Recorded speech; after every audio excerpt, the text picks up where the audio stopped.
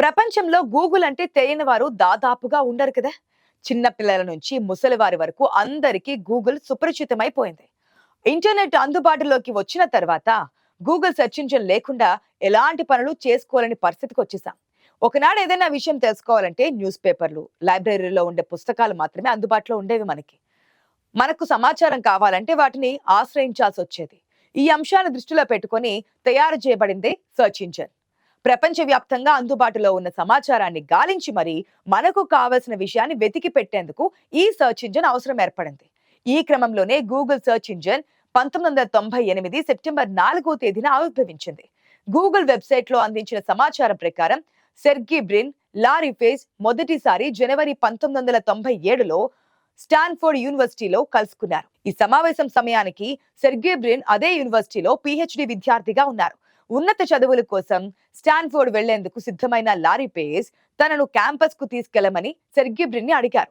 అలా జరిగిన పరిచయం ఏడాది తర్వాత ఇద్దరు కలిసి సెర్చ్ ఇంజిన్ ని అభివృద్ధి చేసేందుకు తమ డర్మిటరీ రూమ్ లో కలిసి పనిచేయడం ప్రారంభించారు. ప్రపంచవ్యాప్త ఇంటర్నెట్ ను చేరుకోవడానికి ఏదైనా మార్గాన్ని కనుగొనాలి. అది 1996వ సంవత్సరం బాక్రబ్ అనే పరిశోధన ప్రాజెక్ట్ ప్రారంభమైంది. స్కాట్ హాసన్ అనే వ్యక్తి తన ఆలోచనను రూపొందించడంలో సహాయం చేశాడు. ఈ ముగ్గురి జాయింట్ వెంచర్ గొప్ప సెర్చ్ ఇంజిన్ రూపొందించడానికి దారితీసింది. స్కాట్ హాసన్ చాలా సెర్చ్ ఇంజిన్ కోడ్లను రాశాడు. అయితే ఈ సెర్చ్ ఇంజిన్ ఆలోచన కార్యరూపం దాల్చే సమయంలోనే స్కాట్ హాసన్ వేరే దారి వెతుక్కుంటూ వెళ్లాడు. సెర్గీ బ్రిన్, లారీ పేజ్ ఇద్దరు మాత్రమే ఓ గ్యారేజీని అద్దెకి తీసుకొని గూగోల్ అనే కంపెనీని ప్రారంభించారు. మొదట విజయవంతంగా క్రియేట్ చేయడంతో వారి ప్రాజెక్ట్ సిలికాన్ వ్యాలీలోని ప్రముఖ పెట్టుబడిదారుల దృష్టిని ఆకర్షించింది.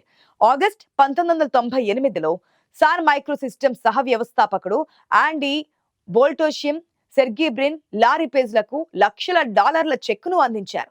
అప్పుడే గూగుల్ పేరెంట్ కంపెనీ ఆల్ఫాబెట్ ఇంక్ అధికారికంగా ప్రారంభమైంది. 27 సంవత్సరాల తర్వాత బిలియన్ల కొద్దీ ప్రజలు తమ గూగుల్ పై ఏదో ఒక విధంగా ఆధారపడేవారని సెర్గీ బ్రిన్, లారీ పేజ్ కూడా ఊహించలేదు. ఎన్నో కొత్త ఆవిష్కరణలతో గూగుల్ ఎంతో అభివృద్ధి చెందింది.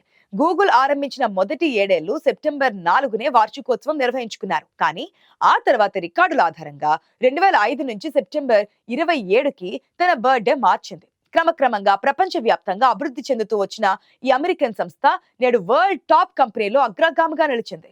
గూగుల్లో రోజు ప్రపంచ వ్యాప్తంగా 100కు మించిన భాషల్లో మిలియన్ల కొద్దీ శోధనలు జరుగుతున్నాయంటే అతిశయోక్తి కాదేమో. ప్రస్తుతం గూగుల్ కు ఏఐ కూడా తోడవడంతో ఏ సమాచారం ఎంత కావాలో ఖచ్చితంగా అంతే అందిస్తోంది. గూగుల్లో సెర్చ్ చేస్తే రాజకీయాలు, సినిమా, స్పోర్ట్స్, పాలిటిక్స్, వస్తువులు ఇలా ఏ విషయమైనా క్షణాల్లో మనకు అందుబాటులో ఉంటాయి. అంతటి ప్రాముఖ్యత కలిగిన గూగుల్ ప్రస్తుతం ప్రతి ఒక్కరి జీవితంలో భాగమైపోయింది. ఇప్పుడంతా మనకు గూగుల్ అనే సెర్చ్ ఇంజిన్ లేకుంటే ఏమైపోయే వాళ్ళం అనుకునే పరిస్థితికి వచ్చేసాం. దీనిని బట్టి గూగుల్ మన జీవితంతో ఎంతగా పెనవేసుకుపోయిందో అర్థం చేసుకోవచ్చు. ఈ సెర్చ్ ఇంజిన్ అందుబాటులోకి వచ్చి నేటికి 27 ఏండ్లు పూర్తయింది. ఈ సందర్భంగా గూగుల్ తన మొట్టమొదటి లోగోతో ప్రత్యేక డూడుల్ను రూపొందించడం అందరినీ ఆకట్టుకుంది. గూగుల్ ఎప్పుడూ నిత్య నూతనంగా ఉంటుంది. ఎప్పటికప్పుడు కొత్త ఫీచర్లతో అలరారుతూ ఉంటుంది. గూగుల్ కు ఆ పేరు రావడం వెనుక ఆసక్తికరమైన విషయం కూడా దాగుందండోయ్. గూగుల్ అనే పదానికి అర్థం ఏ డిక్షనరీలోనూ కనిపించదు. అసలు ఆ పదానికి ఒక అర్థం అంటూ లేదు కూడా. వాస్తవానికి గూగుల్ వ్యవస్థాపకులు లారీ పేజ్ మరియు సెర్గీ బ్రిన్ 1997లో తాము రూపొందించిన ఇంటర్నెట్ సెర్చ్ ఇంజిన్ కు గూగోల్ అనే పేరు పెట్టాలనుకున్నారు. గూగోల్ అంటే ఒకటి పక్కన 100 సున్నాలు, అంటే ఆ సంఖ్యను గూగోల్ అని అంటారు. తమ సెర్చ్ ఇంజిన్ అపారమైన సమాచారాన్ని అందిస్తుంది అనే అర్థం వచ్చేలా దానికి గూగోల్ అని పేరు పెట్టాలనుకున్నారు. అయితే స్టాన్ఫోర్డ్ యూనివర్సిటీలో వీళ్ళిద్దరి సహచర విద్యార్థి ఒకరు దీనిని చదివే క్రమంలో గూగోల్ కు బదులు గూగుల్ అని తప్పుగా ఉచ్చరించారు. అయితే అతను తప్పుగా చదివిన లారీ పేజ్ కు ఆ పేరు నచ్చడంతో క్షణాల్లో గూగుల్ అయిపోయింది. కామ్ గా మార్చి దాన్నే ఫైనల్ చేసేశారు. అప్పటి నుంచి గడిచిన 27 ఏళ్లలో గూగుల్ పలు రంగాల్లో విస్తరించింది. దీని నుంచి ఈమెయిల్స్, మ్యాప్లు, బ్రౌజర్లు, cloud, YouTube, translate, play store, Android applications, ఇతర సేవలు చాలా మందికి సహాయం చేస్తున్నాయి. తాజాగా క్లౌడ్ సేవలు, స్మార్ట్ డివైజెస్, కృత్రిమ మేధస్సు తదితర రంగాల్లో తన సత్తా నిరూపించుకుంది. ప్రస్తుతం ఈ సంస్థకు భారత్ కు చెందిన సుందర్ పిచాయ్ సీఈఓగా పనిచేస్తున్నారు. ఆయన ఆధ్వర్యంలో కంపెనీ కొత్త పుంతలు తొక్కుతూ మరింత ముందుకు దూసుకెళ్తోంది.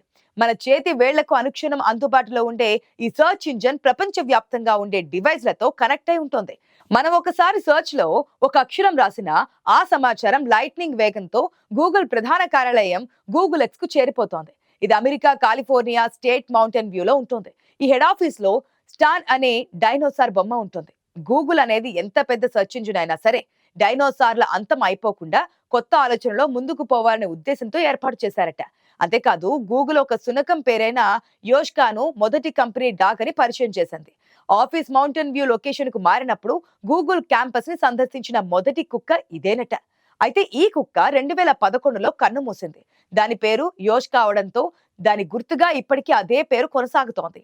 డిసెంబర్ 2011లో గూగుల్ మౌంటైన్ వ్యూ క్యాంపస్ లోని 43 బిల్డింగ్ లో పేరులేని కేఫ్ ను కుక్క గౌరవార్థంగా యోస్కాస్ కేఫ్ గా పిలుస్తున్నారు. మరో విషయం కూడా ఇక్కడ చెప్పుకోవాలి మనం. 2010లో తమ ఆవరణలో ఉన్న గడ్డిని కత్తిరించేందుకు మిషన్లు పరికరాల సాయంతో కాకుండా అద్దెకు గొర్రెలను తెచ్చి తినిపించారట. అంటే ఇది తమ ఎకో ఫ్రెండ్లీ ఐడియా అని ప్రపంచానికి చాటి చెప్పడంగా చెబుతూ ఉన్నారు. మీరు ఉపయోగిస్తున్న గూగుల్ కు ఏ కారణంతోనైనా ఇంటర్నెట్ ఆగిపోతే డైనోసార్ గేమ్ ప్రత్యక్షమవుతూ ఉంటుంది కదా. ఇలా ఏర్పాటు చేయడంలో ముఖ్య ఉద్దేశం ఏంటంటే ఇంటర్నెట్ లేకపోతే మనం డైనోసార్ యుగంలో ఉన్నాం అనే ఫన్ కోసం యూజర్ల దృష్టి మరలకుండా ఉండేందుకే ఈ గేమ్ ను క్రియేట్ చేశారు. రాబోయే రోజుల్లో గూగుల్ ఇంకా ఎన్ని కొత్త కొత్త ఆవిష్కరణలు చేసేందుకు నిత్యం పనిచేస్తూ ఉంటుందని చెబుతుంటారు గూగుల్ సీఈఓ సుందర్ పిచాయ్. మన దేశానికి చెందిన వ్యక్తి గూగుల్ కు సీఈఓ కావడం మనందరికీ గర్వించదగిన విషయంగా ఉంటుంది. గూగుల్ ప్రతిరోజు ప్రపంచ వ్యాప్తంగా 150 కంటే ఎక్కువ భాషలలో బిలియన్ల కొద్దీ శోధనలు జరుగుతున్నాయి. గూగుల్ ప్రారంభ రోజుల నుంచి చాలా మారినప్పటికీ మొదటి సర్వర్ నుంచి టాయ్ బ్లాక్లతో నిర్మించిన క్యాబినెట్లలోనే కొనసాగుతూ వస్తోంది. ఇప్పుడు ప్రపంచ వ్యాప్తంగా 20 కన్నా ఎక్కువ డేటా సెంటర్లలో సర్వర్లకు ప్రపంచ సమాచారాన్ని అందరికీ అందుబాటులోకి తీసుకురావాలనే లక్ష్యంతో కొనసాగిస్తోంది. గూగుల్ సర్చ్ ఇంజిన్ 24/7 ఇంటర్నెట్ లభ్యతను కొనసాగిస్తూ ప్రపంచ వ్యాప్తంగా డేటా సెంటర్లను నిర్వహిస్తోంది. విశేషం ఏంటంటే గూగుల్ సర్చ్ ఇండెక్స్ వందల కోట్ల ఆన్లైన్ పేజీలను విస్తరించింది. అది క్రమంగా 10 కోట్ల గిగాబైట్ల కన్నా ఎక్కువ పరిమాణాన్ని విచ్చిపోయింది. మొదటి సర్చ్ ఇంజిన్ ప్రోటోటైప్ గా మొదలైనటువంటి గూగుల్ గణనీయంగా తన పరిధిని మరింత విస్తరించింది. ప్రపంచ వ్యాప్తంగా గూగుల్ తన ఆఫీసులో కలర్ఫుల్ వాతావరణం, పచ్చని చెట్లతో కనిపిస్తూ ఉంటుంది. ఆ వాతావరణంలోనే ఉద్యోగులు స్వేచ్ఛగా పనిచేస్తూ ఉంటారు.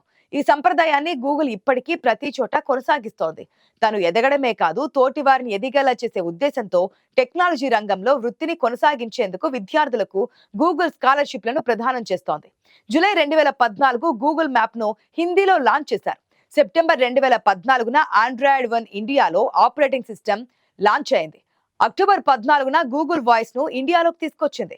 మరొక విషయం చెప్పుకొని కంక్లూడ్ చేద్దాం. ఒక దశలో గూగుల్ కంపెనీని యాహూ కొనాలని చూసింది. $3 బిలియన్ ఆఫర్ కూడా చేసింది. ఈ ఆఫర్ ను గూగుల్ తిరస్కరించింది. ప్రస్తుతం గూగుల్ విలువ అప్పుడు పలికిన దానికి 200 రెట్లకు పైనే ఉంది.